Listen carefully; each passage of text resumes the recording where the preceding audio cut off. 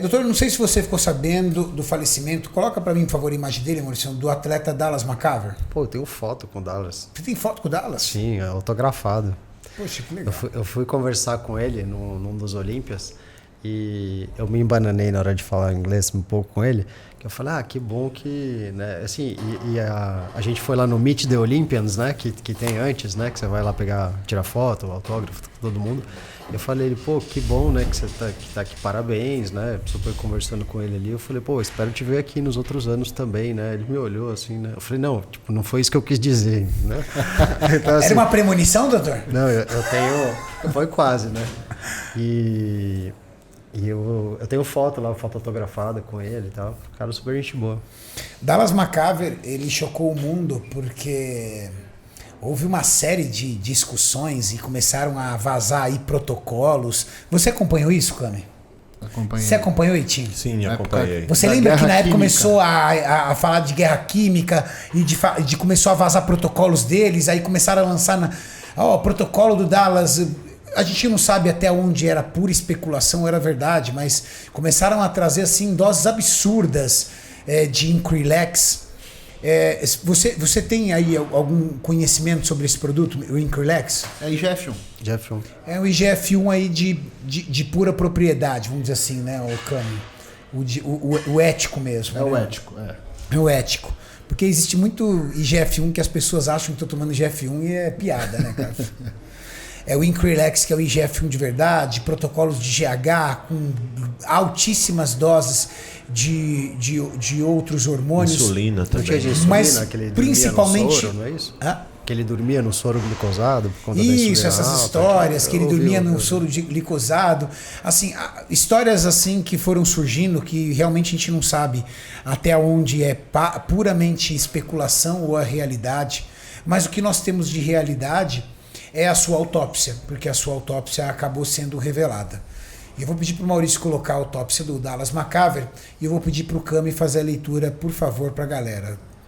Cardiomegalia severa, então o coração dele tinha 833 gramas, com hipertrofia ventricular esquerda, que é o coração de atleta.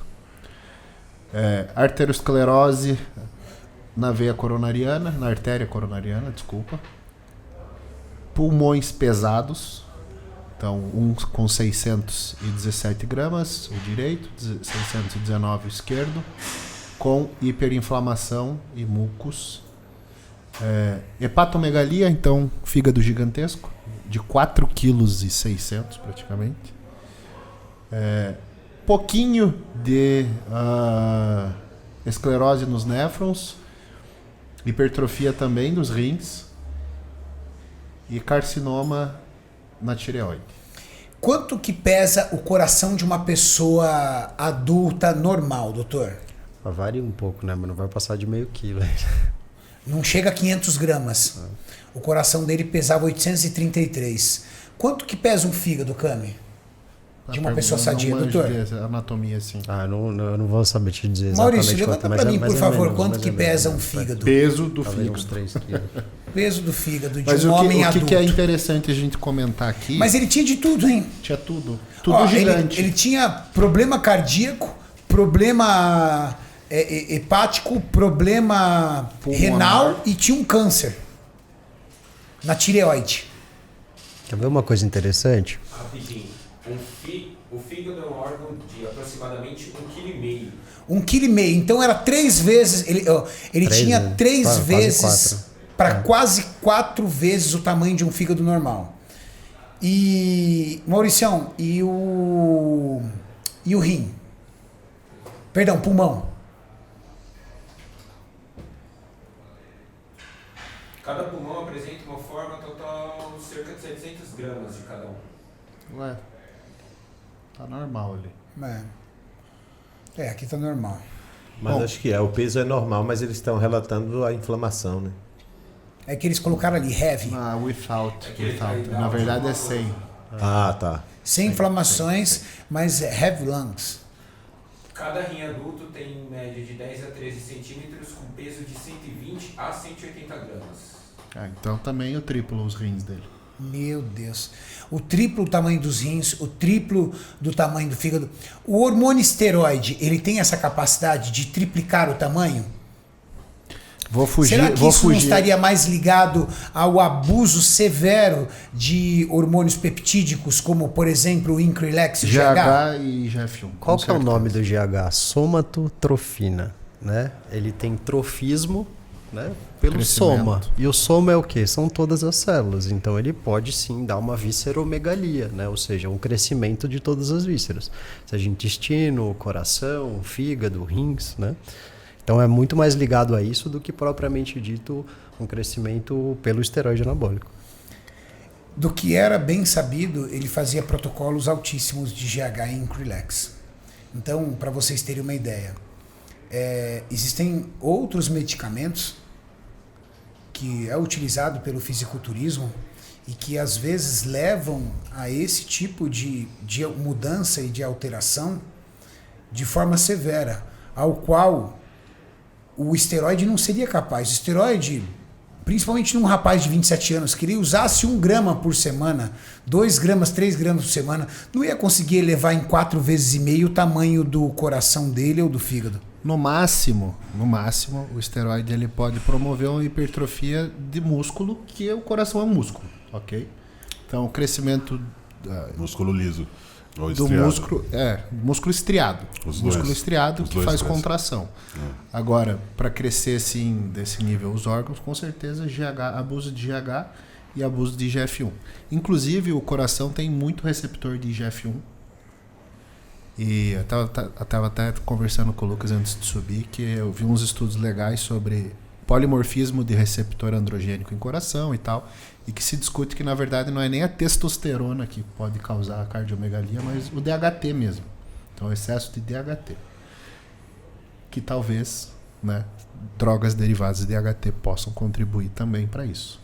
Tem alguns estudos interessantes de reposição de testosterona com os ésteres de mais média para curta duração, onde eles fazem um pico suprafisiológico maior. O enantato, o cipionato, né, o blend aí que tem o durateston.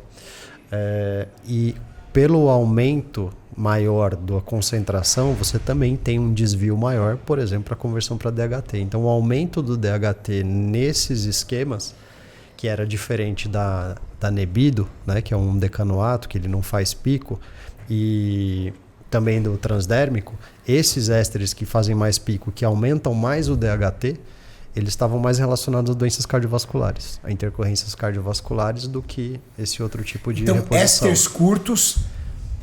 Quanto mais conversão, por exemplo, para DHT você tiver, isso pode ser pior. Exemplos de ésteres que convertem bem em DHT?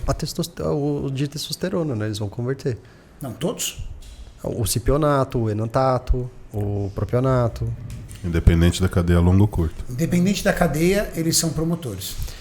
Mas o que empilhar mais? Essa que é a questão. É o que gera mais pico. Porque, por Isso exemplo, que eu ia falar. E quais desses radicais que geram mais pico? Os que a gente mais usa. Né? E que a gente está com medo de ser proibido. No caso, o de meia-vida mais longa, porque normalmente você tem digamos, a meia-vida é 2 semanas, só que o cara estava mandando 2, 3 vezes na semana. É mais ou menos isso. Isso. O enantato, por exemplo, ninguém respeita a meia-vida, você adianta a meia-vida, né? Então você empilha mais. Você vai fazer uma concentração total maior.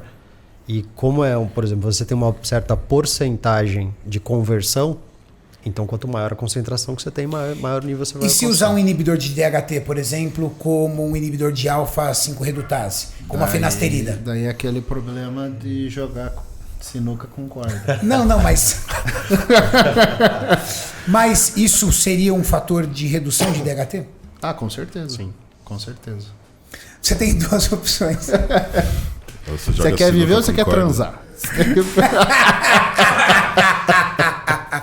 Você quer ficar velho?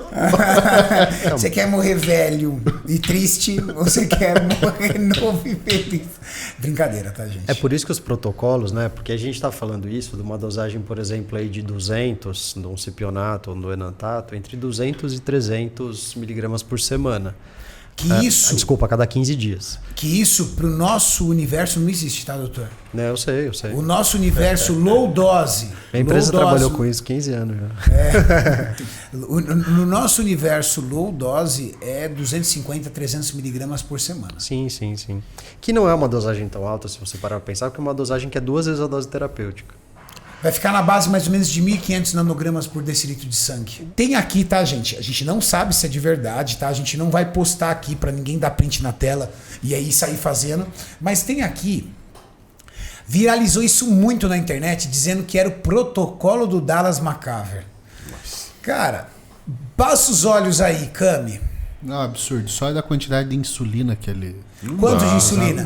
Ó, Lantus, que é a lenta, que dura 24 horas, 100 UI por dia.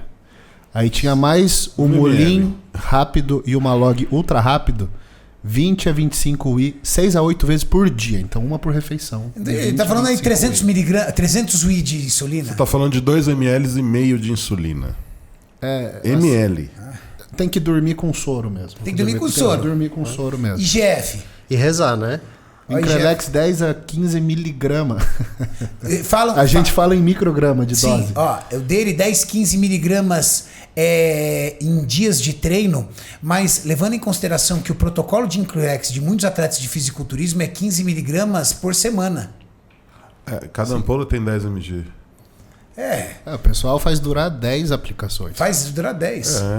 Cada ampola tem 10 mg. Ele tomava Ali, uma ampola e meia cada sessão de treino. O Cami, tomando EPO também. Essa foi o que eu achei mais absurdo. Pra que vai tomar EPO? Explica pra galera o que é EPO. EPO é pra estimular a síntese de eritropoetina, estimula a síntese de eritrócito, que é a célula vermelha, que é o que gera viscosidade sanguínea.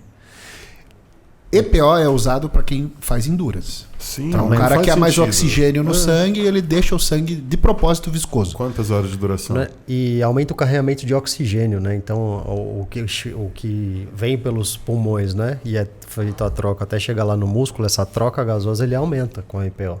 E o que isso traz de benefício para a musculação?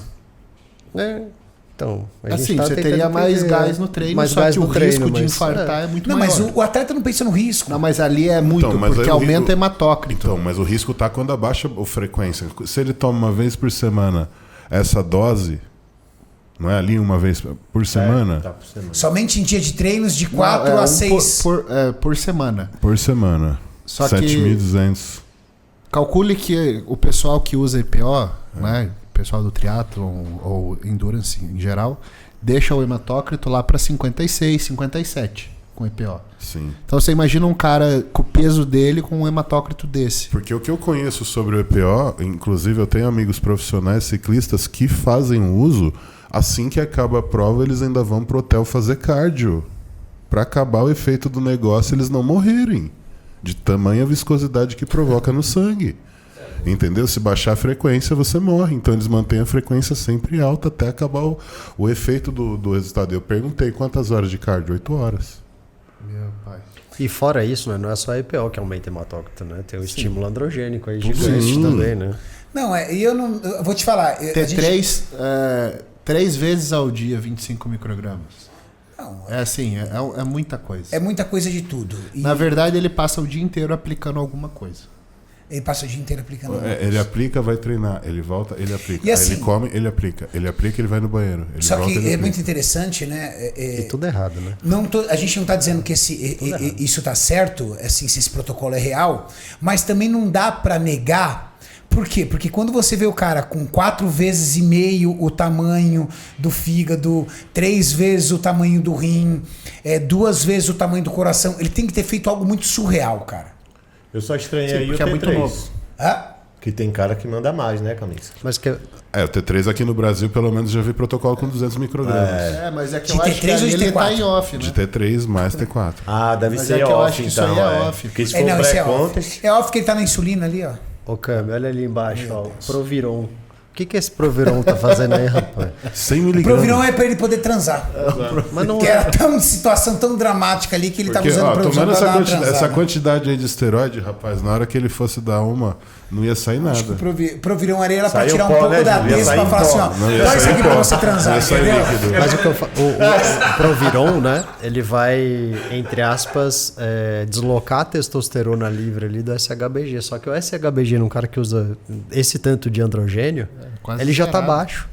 Então, ou seja, o Proviron não vai fazer praticamente efeito nenhum ali de liberar a testo livre, né? Então a gente vê que assim, é mais acúmulo de coisa. Porque ele falou assim, doutor, mais dentro desse acúmulo. ciclo, Provirão é meu BCA, você entende? Sim, sim. Você quer meu BCA. É meu chiclete. É o Trident ali. É meu BCA.